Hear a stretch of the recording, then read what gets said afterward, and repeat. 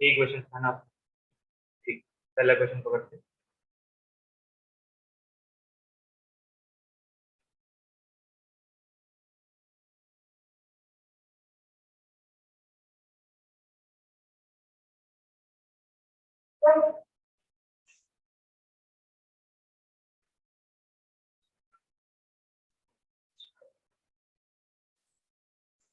ठीक है, वैसे तो हम लोग स्पीड अभी करने वाले हैं, लेकिन तुम लोग एवरेज स्पीड से जानते ही होगे क्या होता है। एवरेज स्पीड का डेफिनेशन क्या होता है? Distance travelled, total distance travelled by total time, यही होता है। तो हमको पहले क्या करना पड़ेगा, डिस्टेंस ट्रेवल्ड निकालना पड़ेगा पाथ। और हम आपको बताए थे कि डिस्टेंस ट्रेवल्ड जब भी निकालना है तो प्रॉपर पाथ को क्या करना पड़ेगा, ट्रेस करना पड़ेगा। सबसे पहले क्या करो,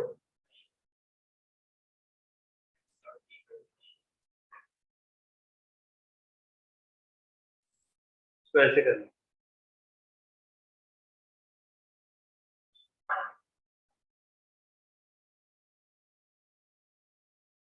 ठीक है, इंटीग्रेट कर। t इक्वल टू 0 पे वो ओरिजिन पे,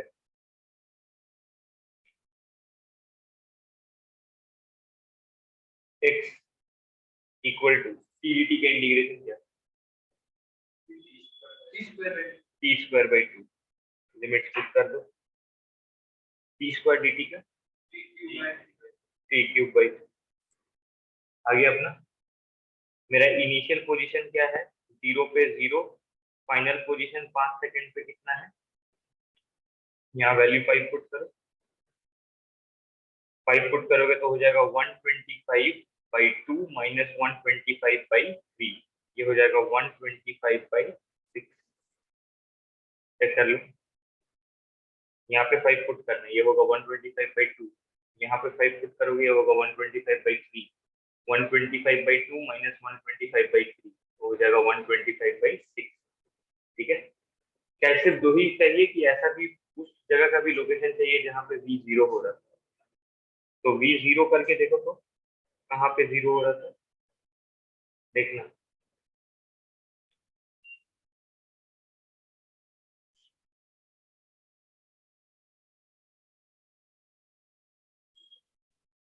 या तो 0 पे या 3 सेकेंड पे। तो 0 तो ऑलरेडी कंसिडर कर चुके हैं, यानी 3 सेकेंड पे भी लोकेशन चाहिए होगा।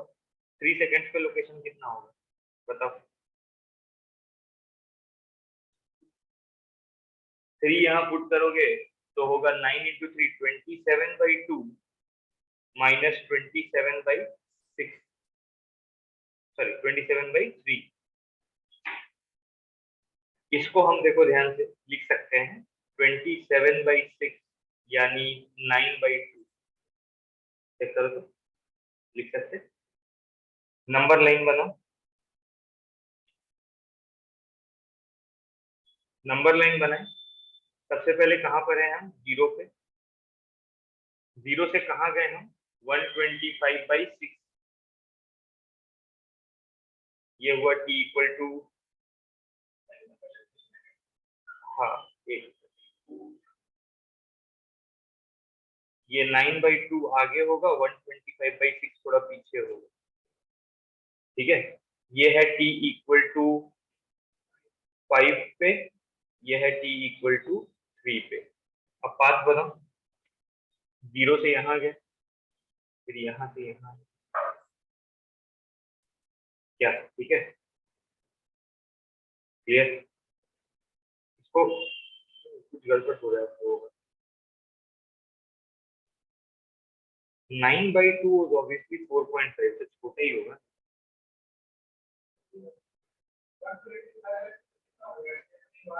ये तो 20 से ज्यादा होगा। हाँ, 125/6 जो है वो 20 से ज्यादा होगा। एक, वो आएगा 125/2। अच्छा एक मिनट, 2575 है ना ये नेगेटिव जाएगा। ठीक बोल रहे हो, ठीक बोल रहे हो। ये होगा तुम्हारा 75/2 माइनस 125/3, है ना। तो ये हो जाएगा कितना, -25/6। सही बोल रहे हो। अब नंबर लाइन बनाओ। 0 -25/6 तक गया और उसके बाद फिर 9/2 तक आया, तो हमारा पाथ ऐसा होगा।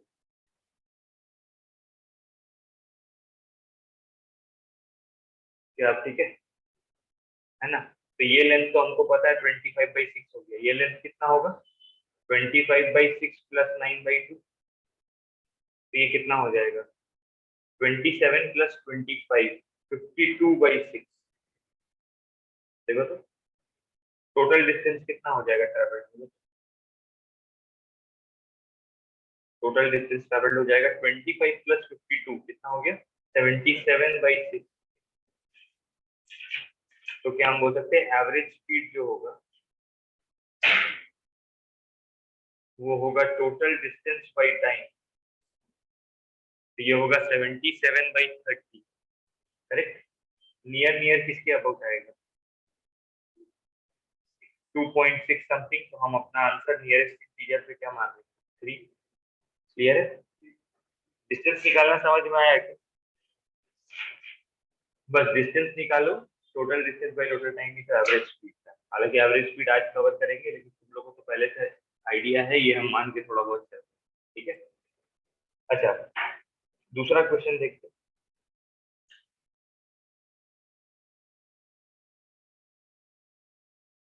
इसमें तो कोई डाउट नहीं होना चाहिए। क्या चाहिए बताओ? डिस्प्लेसमेंट चाहिए बस। क्या ऐसा बोल सकते हैं कि बेसिकली तो हम लोगों को यही करना, position at 4 second minus position at 2 second. इसमें पाथ निकालने का कोई टेंशन तो नहीं, क्योंकि डिस्प्लेसमेंट में ऐसा कुछ नहीं होता है। अप्रोच क्लियर है, आ जाएगा आंसर।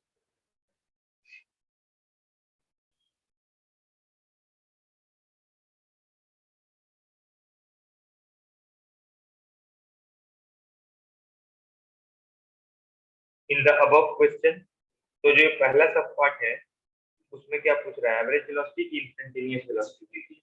इंस्टेंटेनियस। तो तुम v निकाल लोगे dx/dt करके, तो आ जाएगा 12t² माइनस 3। तो 3 सेकंड से पूछ रहा है, तो वो हो जाएगा 12 into 9 यानी 108 माइनस 3 108। ठीक है। b जो है वो क्या पूछ रहा है? एवरेज की इंस्टेंटेनियस? एवरेज। उसके लिए ये फॉर्मूला लगा लोगे,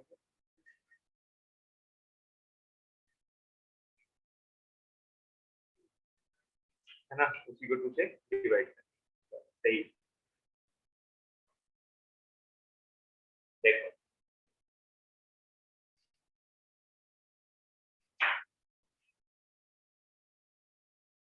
if v equal to 2t plus 4 and it is given that at t equal to 0 x is 5, then position at, इसमें खाली हम आपको ये सिखाना चाह रहे हैं कि इंटीग्रेशन करते समय थोड़ा ध्यान रखना है। हाँ, 2t dt plus 4 dt integrate करेंगे, तो अब जब टाइम को हम 0 रखेंगे तो x का वैल्यू 5 हो, और ये x, ये t, ये t, है ना? तो ये हो जाएगा x माइनस 5।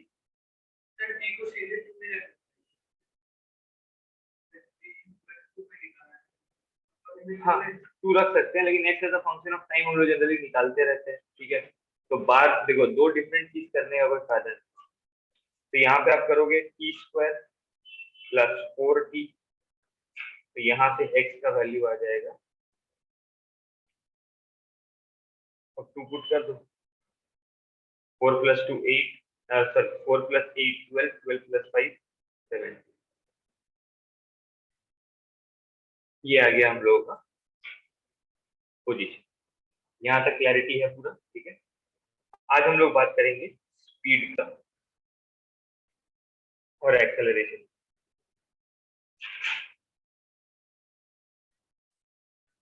स्पीड को हम लोग डिफाइन करते हैं distance travelled by time.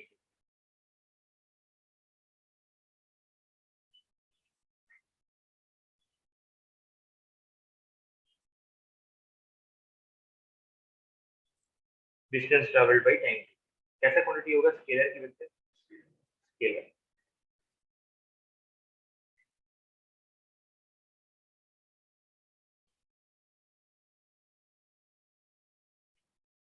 It is scalar quantity. ठीक है, दो तरह का होगा, एक होगा इंस्टेंटेनियस और एक होगा एवरेज इंस्टेंटेनियस स्पीड। अब इस बात को थोड़ा समझ, इंस्टेंटेनियस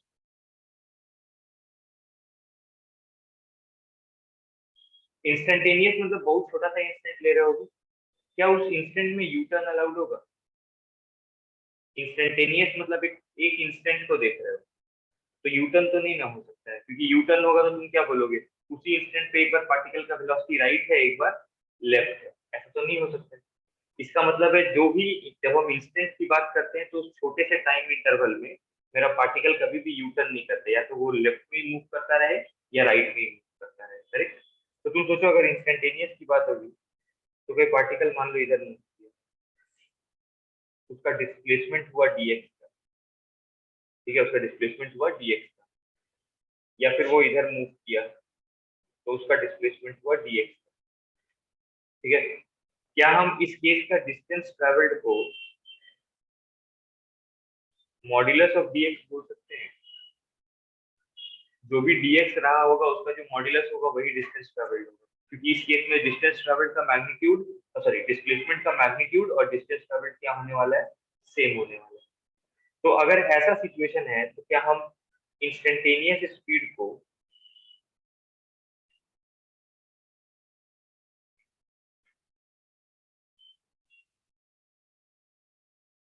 डिस्टेंस बाय टाइम लिख सकते हैं? अच्छा, टाइम कैसा क्वांटिटी है, क्या टाइम कभी पीछे फ्लो करता है? तो अगर टाइम कभी पीछे फ्लो नहीं करता है तो वो हमेशा dt हमेशा क्या रहेगा, पॉजिटिव। तो चाहे तुम 2 लिखो या मॉड्यूलस ऑफ 2 लिखो सेम बात, 3 लिखो या मॉड्यूलस ऑफ 3 लिखो सेम बात। तो क्या हम इसको ऐसा भी लिख सकते हैं?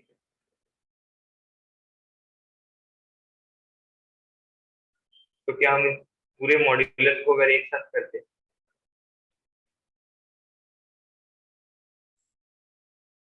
ये लिख सकते हैं? अब सोचो इसका क्या फायदा है, ये जो अंदर वाला चीज है वो क्या है, इंस्टेंटेनियस वेलोसिटी है। तो क्या हम बोल सकते हैं अगर हमको इंस्टेंटेनियस स्पीड चाहिए तो हम इंस्टेंटेनियस वेलोसिटी का क्या ले लेंगे, मैग्नीट्यूड ले लेंगे। बात समझ में आया क्यों ऐसा बोलते हैं? ठीक है, तो इंस्टेंटेनियस स्पीड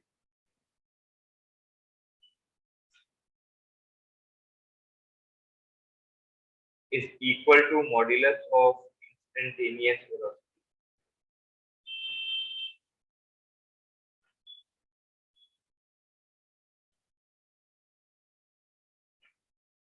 ठीक है, instantaneous speed is equal to modulus of instantaneous velocity.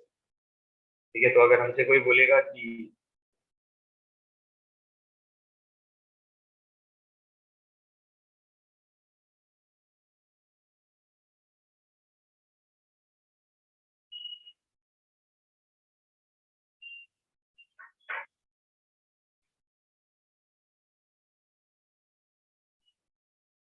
Find speed at t equal to 3 seconds, ठीक है, हम क्या करेंगे, हम वेलोसिटी पहले निकाल लेंगे dx by dt कर, वेलोसिटी एट 3 सेकंड्स निकाल लेंगे, ये हो जाएगा 2 माइनस 24 माइनस 22 मीटर पर सेकंड, और चूंकि हमसे स्पीड पूछा गया है 3 सेकंड, तो सिंपली इसका मॉड्यूलस हो जाएगा, यानी ये हो जाएगा 22 मीटर। तो इंस्टेंटेनियस स्पीड निकालना है तो इंस्टेंटेनियस वेलोसिटी निकालो, उसको मॉड्यूलस कर लो, काम करो। क्लैरिटी है? ठीक है, एवरेज स्पीड को क्या हम एवरेज वेलोसिटी का मॉड्यूलस बोल सकते हैं? एवरेज स्पीड को क्या हम एवरेज वेलोसिटी का मॉड्यूलस बोल सकते हैं? सोच के बताना, क्यों नहीं बोल सकते?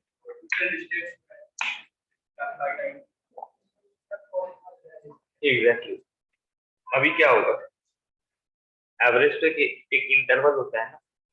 अब मान लो तुम्हारे इंटरवल पार्टिकल आगे गया, टर्न करके पीछे आ गया, ठीक है। तो इस केस में जो तुम्हारा डिस्प्लेसमेंट होगा वो तो ये होगा, ये है डिस्प्लेसमेंट। लेकिन क्या डिस्टेंस इस बार ये है कि क्या वो इसके मैग्नीट्यूड के बराबर है क्या इस बार? नहीं ना, तो नॉट इक्वल। तो अगर ये इक्वल नहीं है तब तो हम एवरेज स्पीड को नहीं लिख सकते delta x by delta T, मतलब हम एवरेज वेलोसिटी का मैग्नीट्यूड नहीं लिख सकते। तो इसीलिए याद रखना, हाँ, हमेशा नहीं होगा कि कभी हो भी सकता है। कब हो सकता है? जब यू टर्न नहीं हो तो हो भी सकता है। तो हम ये डिबेट में नहीं जाएंगे कि एवरेज वेलोसिटी का मैग्नीट्यूड कभी भी एवरेज स्पीड नहीं देगा, क्योंकि वो हर समय नहीं देगा, इसलिए हम उसको जनरलाइज नहीं कर रहे हैं। तो हम एवरेज स्पीड का एक ही तरीका जानेंगे कि जब भी मेरे को एवरेज स्पीड निकालना है, हम लिखेंगे उसको टोटल डिस्टेंस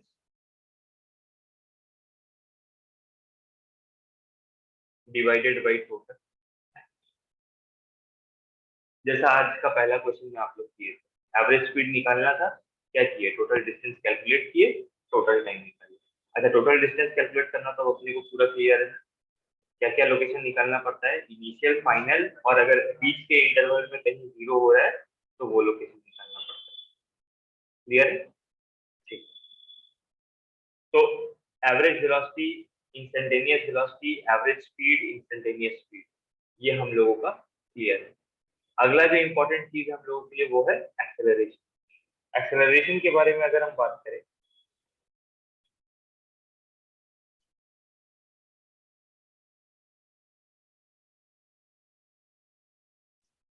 तो एक्सेलरेशन को हम बोलते हैं change in velocity by time.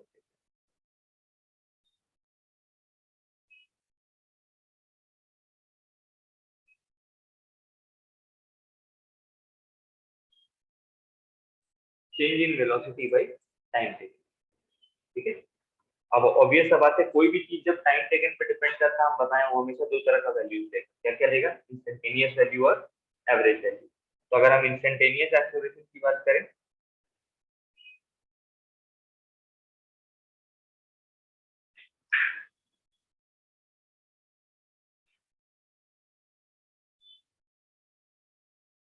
तो हम उसको लिख सकते हैं dv बाई dt। अच्छा, मेरे को एक बात बताओ, एक्सेलरेशन कैसा क्वांटिटी होगा, स्केलर की वेक्टर?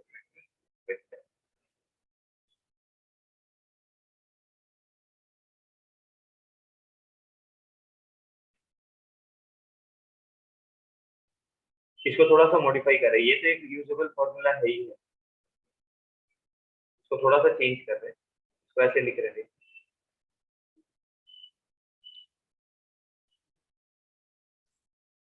dx से मल्टीप्लाई, dx से डिवाइड, इसको ऐसा कर सकते हैं।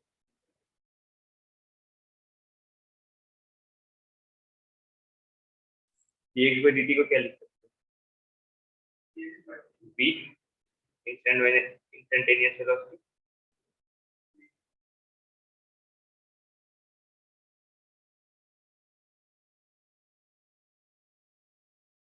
ये दोनों फॉर्म इंपॉर्टेंट, दोनों। ठीक है। जब तुमको, कई बार ऐसा होगा जब x के टर्म्स में पता होगा तो उस समय v dv by dx use कर देना। कई बार ऐसा होगा जब एक्सेलरेशन टाइम के टर्म्स में पता होगा तब क्या यूज करोगे? dv by dt। For example कोई तुमको बोलेगा इस तरह का एक्सेलरेशन, तुमको यहाँ से v पे जाना है, क्या क्या यूज करोगे? dv बाई dt की v dv by dx? dv by dt। और अगर ऐसा दिया हुआ है तो क्लैरिटी है दोनों फॉर्म को कब कैसे यूज करना है। ठीक है। अच्छा, एवरेज एक्सेलरेशन।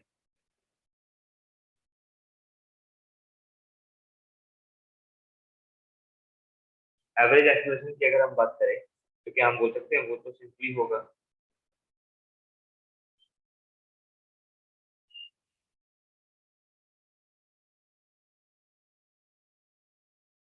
अग्रीड, क्लियर है? ठीक है। इस पे बेस कुछ क्वेश्चंस करते हैं।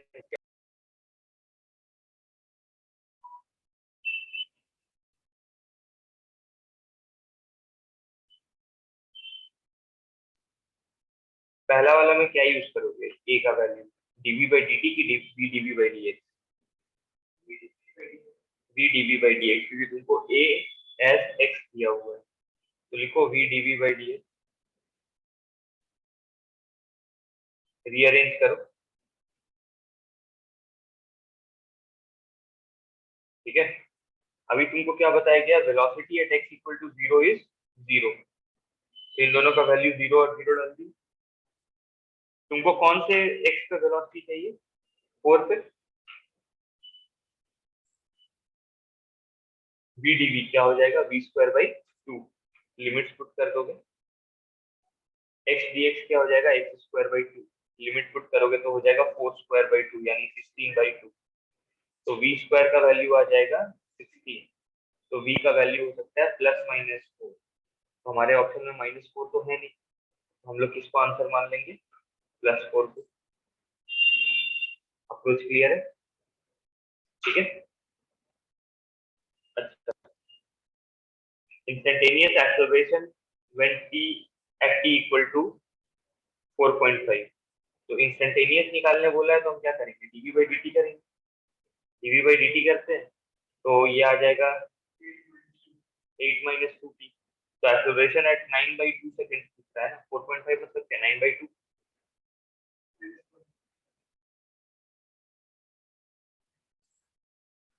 -1, है ना। लास्ट वाले का क्या है, ट्राई करो, कोई दिक्कत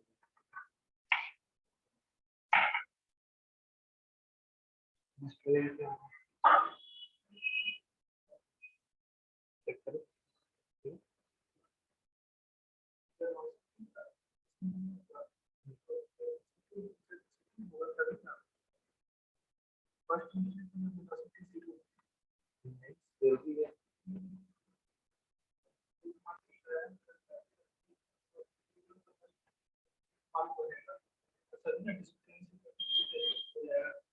नहीं तो वो ये नहीं पूछ रहा, तो दूसरे इंस्टेंटेनियस वेलोसिटी और एवरेज वेलोसिटी से होना चाहिए, स्पीड के बारे में नहीं बोल रहा ना, ठीक है।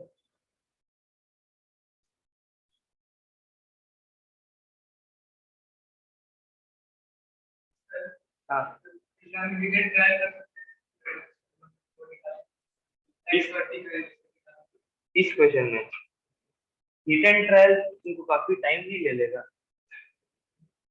तुम कोशिश करो कि तुमको जो चीज पूछ रहा है उस चीज के लिए तुम्हारा क्या इक्वेशन क्या होना चाहिए, एक्स और टी भी नहीं, पहले तो रिलेशन बी में होना चाहिए, तुमसे क्या पूछ रहा है। देखो इसको हम लोग थोड़ा समझते हैं, देखो क्वेश्चन हो सकता है कि थोड़ा कॉम्प्लेक्स लग रहा है तो उसको बेसिक पार्ट्स में तोड़ना सीखना है। जैसे मान लो तुमसे पूछ रहा है टी इक्वल टू जीरो से किस इंस्टेंट तक में इंस्टेंटेनियस वेलोसिटी और वो एवरेज वेलोसिटी सेम, तो हम बोल रहे हैं ये इंटरवल ले लेते हैं, ठीक है। अभी तुमसे क्या बोल रहा है कि instantaneous velocity at t is equal to average velocity from zero to t, तो क्या हम इसको ऐसा लिख सकते हैं, सॉरी।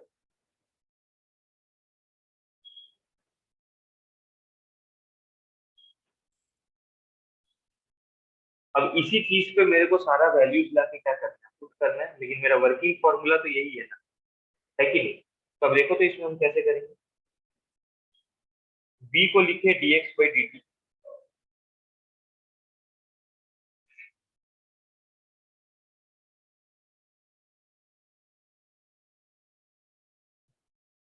इंटीग्रेट करेंगे t इक्वल टू जीरो पे x का value zero, x at some t, तो ये हो जाएगा x, t square d t क्या हो जाएगा, टी क्यूब बाई 3, तो ये हो जाएगा t cube, t square by 2 तो ये हो जाएगा टी स्क्वायर। अब वैल्यूज पुट करने का टाइम आ गया, v at time t, instantaneous velocity at time t, तो इसमें क्या स्मॉल t का वैल्यू क्या डाल देंगे, कैपिटल T डाल दो,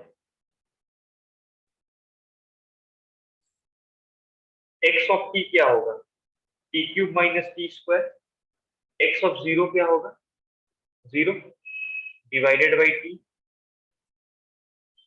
तो ये बन जाएगा, इधर मिल जाए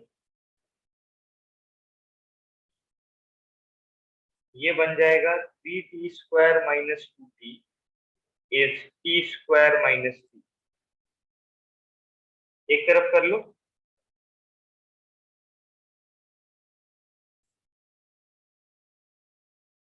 यहाँ से t का वैल्यू क्या क्या आ रहा है बताओ तो। 0 और हाफ, ये आ रहा है ना। तो 0 पे तो हो नहीं सकता, वहां से तो इंस्टेंट शुरू ही हुआ, तो हम लोग किसको आंसर लेंगे, हाफ। तो इस पूरे क्वेश्चन में सबसे इंपॉर्टेंट था, अगर तुम समझ के ये लिख पाओगे तो, अगर ये लिख पाओगे तब जाके तुम क्वेश्चन आगे प्रोसीड कर पाओगे। समझ में आया कैसे सोचना है। लग सकता है कि क्या कॉम्प्लेक्स क्वेश्चन है, उसको ब्रेक करो, उसके वर्ड्स को ब्रेक करो और उन वर्ड्स को किस पे डालना है, फॉर्मूला पे डालना। क्लैरिटी आया। अच्छा, एक्सेलरेशन पॉजिटिव मतलब मतलब कोई बॉडी एक्सेलरेट करेगा तो उसका एक्सेलरेशन पॉजिटिव होना चाहिए, कोई बॉडी डिसेलरेट करेगा तो उसका एक्सेलरेशन नेगेटिव होना चाहिए। स्टेटमेंट सही है? पक्का? ठीक है। ये बॉडी क्या कर रहा है, एक्सेलरेट।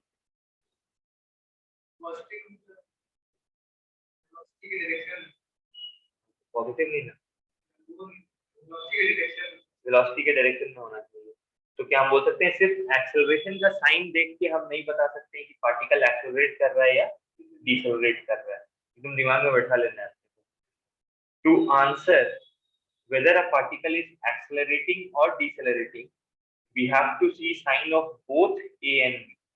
अगर दोनों सेम डायरेक्शन में होगा तो एक्सेलरेट करेगा, अगर दोनों ऑपोजिट डायरेक्शन में होगा तो डिसेलरेट करेगा या रिटार्ड करेगा। तो यहाँ पे हम लोग को इसको लिखना है, if A and V are in same direction,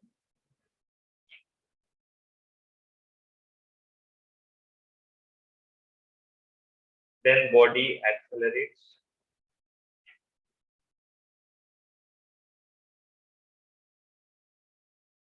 If A and B are in opposite direction,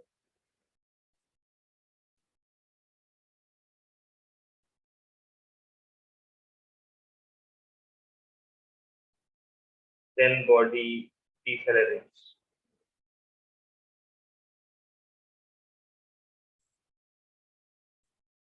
तो कभी भी अगर हमको बॉडी एक्सेलरेट कर रहा है कि डिसेलरेट कर रहा है, उसके लिए अगर कोई पूछेगा तो हम दोनों के साइन को कंसिडर करें। ठीक है, for example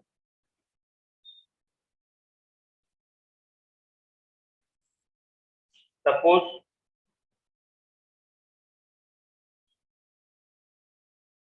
t² minus 4t, find whether body accelerates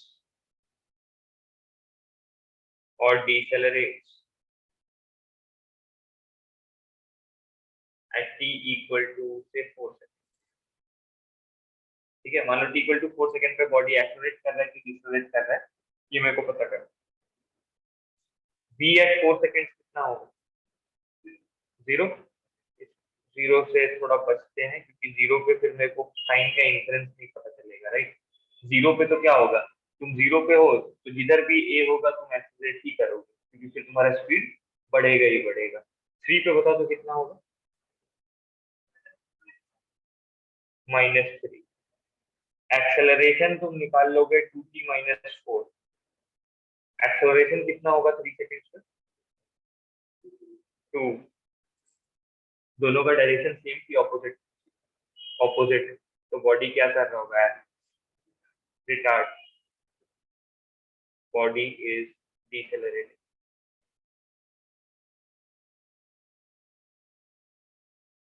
लेकिन ये गलती कभी मत करना क्योंकि हम लोग क्या करते हैं, एक्सेलरेशन देखे पॉजिटिव 2 आया, लिख देंगे बॉडी एक्सेलरेट कर। तो ये कभी नहीं करना है, जब भी तुमसे कोई एक्सेलरेट या रिटार्डेशन पूछे या एक्सेलरेट या डिसेलरेट पूछे तो तुमको ये चीज क्लियर है ये बात।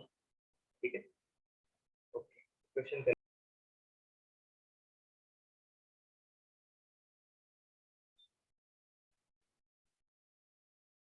पहला वाला जो है उसमें v का वैल्यू कितना आएगा 4t माइनस 3t²। तो मेरे को तो एवरेज एक्सीलरेशन पूछा है, तो हम बोलेंगे velocity at 4 minus velocity at 2 divided by time interval. तो हम एक्सीलरेशन बोलेंगे वेलोसिटी एट 4 कितना हो जाएगा -32 2 पे नहीं एग्जैक्ट वैल्यू बता मतलब -4 होगा v एट 2 के -4 ना। हाँ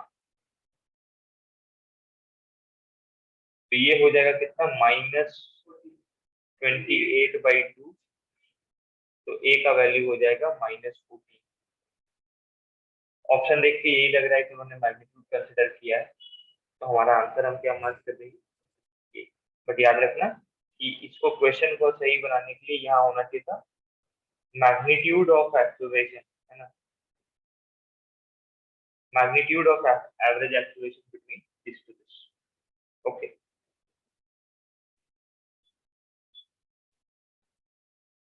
सेकंड क्वेश्चन ना इतना लिख दिया है, एक सिंपल चीज बस सोचना है तुमको, ए का वैल्यू क्या होता है।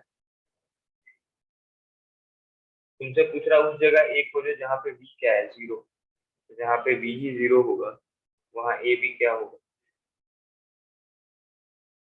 0 ही होगा ना। v dv बाई dx से निकालोगे जिस जगह पे a 0 है v 0 है उस जगह a भी क्या रहेगा 0। ओके क्लियर है।